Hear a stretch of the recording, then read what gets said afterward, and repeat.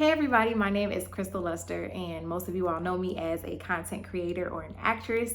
Some of you may know me as friend and loved one, but today I am sharing as a divorcee.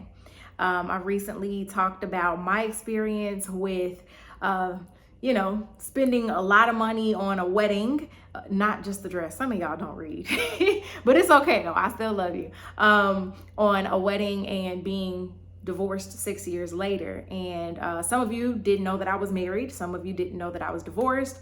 Some of you still think that I'm in college, which thank you. Shout out to my mama for young skin. But I wanted to share my story. Now, I thought she was in my apartment, y'all. That scared the crap out of me. Oh, all right. Well, shout out to the girl that was in the hallway. Anyway, So I wanted to share my story, but I'm going to share it in a very particular way. So let me preface this by saying that I am sharing this to help people. I want people to learn from the mistakes that I made and the lessons that I learned. I'm not sharing this to rehash and relive the trauma that I experienced in a very traumatic marriage.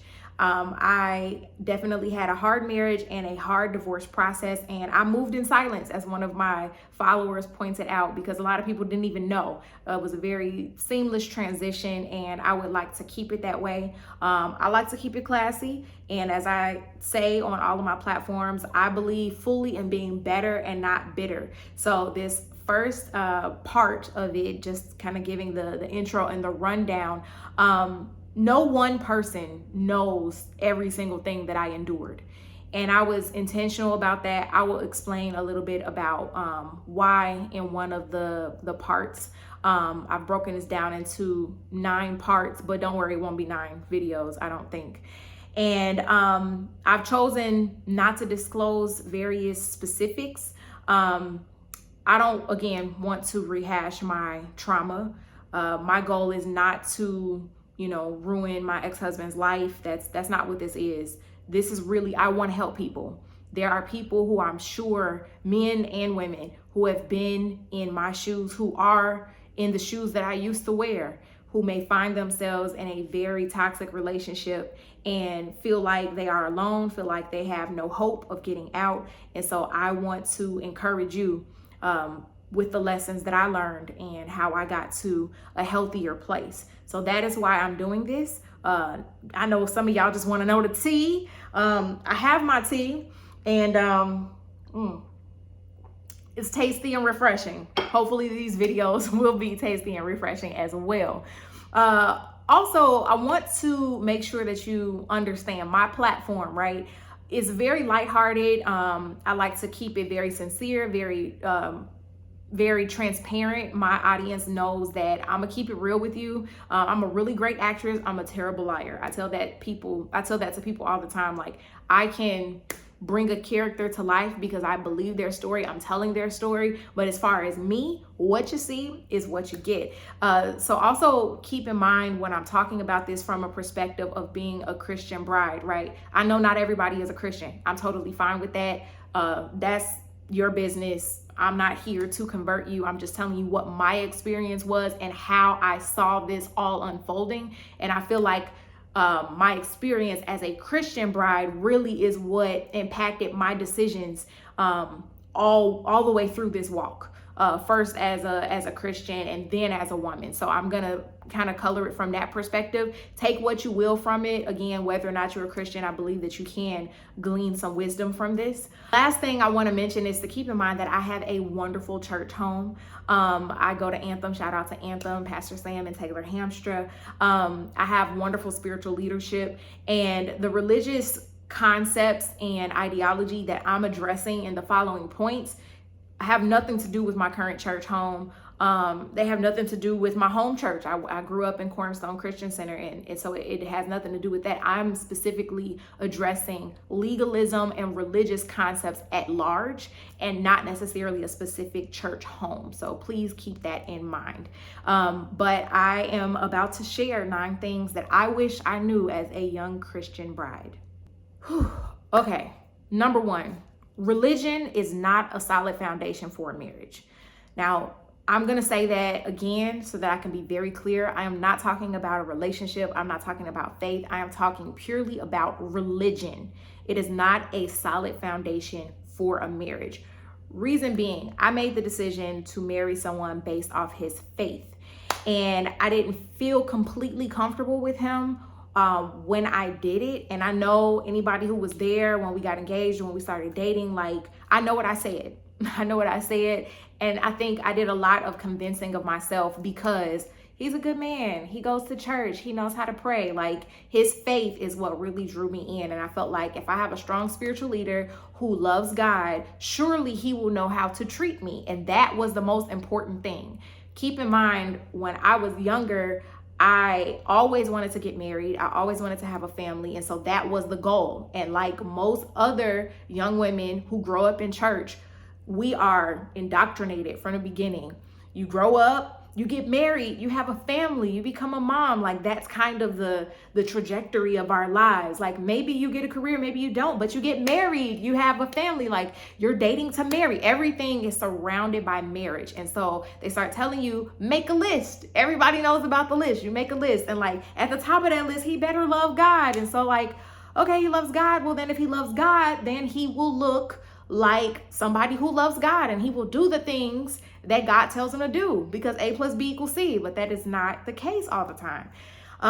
So I didn't feel completely comfortable with him, but I was wooed by his faith walk, and I was wooed by all of the nice things that he did. And it appeared that I was joining myself to someone who would seek God in everything that he did.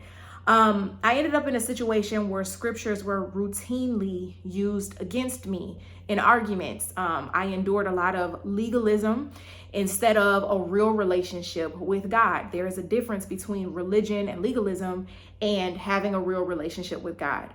The word is supposed to edify us, not tear us down or make us feel small. So please keep that in mind when you are considering a mate, male or female. Make sure, if you are a Christian and you're thinking about Christian values, that there is real meat, that there's real substance, that there's real relationship, and not just legalistic religious concepts and ideologies and habits that are being presented. All right, number 2, get an understanding for scripture for yourself. I cannot stress this enough, okay? Get an understanding for the word yourself. It is vitally important to understand what you are professing that you believe in. And if you're looking at marriage from a Christian perspective, you should know what scripture says for yourself. And it's not just about reading the words, like really understanding what they mean. I personally have read the Bible cover to cover at least 5 times over my lifetime. I study scripture on a daily basis, just as my walk, in my walk as a Christian. I've spent time dissecting it, unpacking it, looking at context and different theologians' understanding of it. You know, like I really want to understand God, so I really want to understand scripture. That doesn't mean that I don't have questions. That doesn't mean that I don't necessarily completely agree with some of the translations like that, but that's a different talk for a different day. Like, I have a relationship with scripture, basically, is what I'm saying. I read it to understand it. I read it to apply it. I read it to understand who God is more, right? Too often, legalistic men will lead you to believe that a woman's role in a job is to be seen and not heard, to bear children and to cater to the whims of their husbands only. To stay hot, like what I like to say, a lot of legalistic men believe that women's jobs are to stay hot and ready like a Little Caesar's pizza, knowing full well that God's workmanship is very marvelous, okay? And it's best served hot and not cold. Just let that simmer and marinate. I'm just letting you know that over here. It's not quick and easy. It's not served, cold and stale. If you're not careful to know what God said for yourself, you run the risk of questioning your own reality when someone else is trying to interject their understanding or their interpretation of it. You start wondering if you actually heard where God called you to go, what he called you to do. Start asking if God actually gave you a voice and a brain to use, a voice and a brain that actually work. Spoiler alert, he did. Listen to me very clearly. Submitting to your husband should not look like him crushing you under his feet. That is not what it's supposed to look like. It should look like protection, not restriction. It should look like leadership through love, not fear and intimidation. If you listen to nothing else, please understand that is not how love is supposed to look. You are not supposed to be afraid of your spouse. You're not supposed to be intimidated by your spouse. You are not supposed to be restricted by your spouse. You are supposed to be loved, protected, lifted up, covered, all those things, okay? The Proverbs 31 woman, this was an argument that was very prevalent in my marriage. So often in church, we are taught about the Proverbs 31 woman. That's what men want. That's what women aspire to be. But make sure y'all read that book, okay? Because a lot of people have this misconception that she just wakes up early in the morning, cooks her man breakfast, and then just sits and knits and waits patiently for him to come home so that she could just breathe his air and cook him dinner and all of that. And like, yeah, she gets up early, but she's a boss. She is a boss. She is trusted and supported by her husband to have the run of the house and to run multiple businesses, okay? Her and her husband are partners. He and their children praise her. They call her blessed. They honor her. They don't curse her for the work that she does. They don't curse her for doing too much, okay? Keep that in mind when you are compiling that list of what you want in a husband. Men, when you are compiling that list of what you want in a woman, in a wife, when you're thinking about Proverbs 31 woman, understand she is not limited to an accessory to this man. She is his partner. You're looking at partnership. That is something that I wanted but did not get in my marriage.